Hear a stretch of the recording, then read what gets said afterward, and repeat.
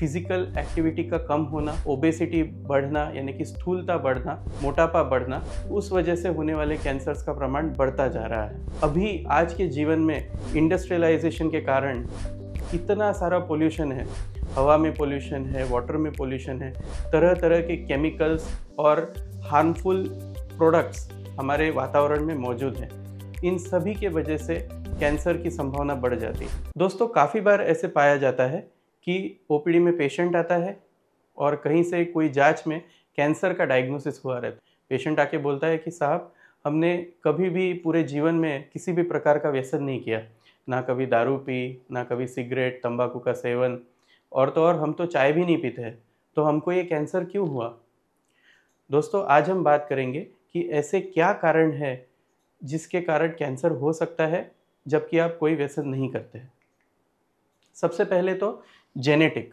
अगर आपके माता पिता या किसी भी आपके फैमिली के बुजुर्ग व्यक्ति में कोई प्रकार का कैंसर हुआ हो और उनसे आपके शरीर में भी वो कैंसर का डीएनए म्यूटेशन आया हो, तो आपको भी वो कैंसर हो सकता है। इसे जेनेटिक या हेरिडिटरी कैंसर्स कहते हैं। आजकल इसके लिए काफ़ी सारी टेस्ट्स भी अवेलेबल है जो ये डिटेक्ट कर सकती है कि आपके डीएनए में, आपके रंग सूत्रों में कहाँ पर कोई म्यूटेशन या कोई खामी है, जिस वजह से आप ऐसे कुछ टेस्ट्स करा सकते हो कि आपके शरीर में ये कैंसर होने भी वाला हो तो उसको आप अर्ली डिटेक्ट कर सकते हैं। दूसरा कारण है एनवायरमेंटल। अभी आज के जीवन में इंडस्ट्रियलाइजेशन के कारण इतना सारा पोल्यूशन है, हवा में पोल्यूशन है, वाटर में पोल्यूशन है, तरह तरह के केमिकल्स और हार्मफुल प्रोडक्ट्स हमारे वातावरण में मौजूद हैं।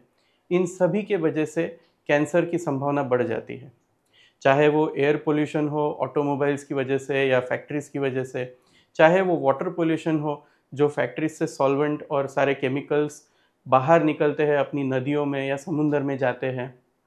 ये सारे जो चीज़ें हैं, बहुत प्रकार के रेडिएशंस रहते हैं, यूवी रेडिएशन से लेकर तो मेडिकल ग्रेड के रेडिएशंस तक, सारों की वजह से कैंसर की संभावना और रिस्क बढ़ जाती है। थर्ड है लाइफस्टाइल रिलेटेड, जो कि आजकल सबसे खतरनाक पाया जा रहा है। लाइफस्टाइल यानी कि जो हमारे लाइफस्टाइल का वेस्टर्नाइजेशन हुआ है, या फिर आप कह सकते हैं कि फिजिकल एक्टिविटी का कम होना, ओबेसिटी बढ़ना यानी कि स्थूलता बढ़ना, मोटापा बढ़ना, उस वजह से होने वाले कैंसर्स का प्रमाण बढ़ता जा रहा है।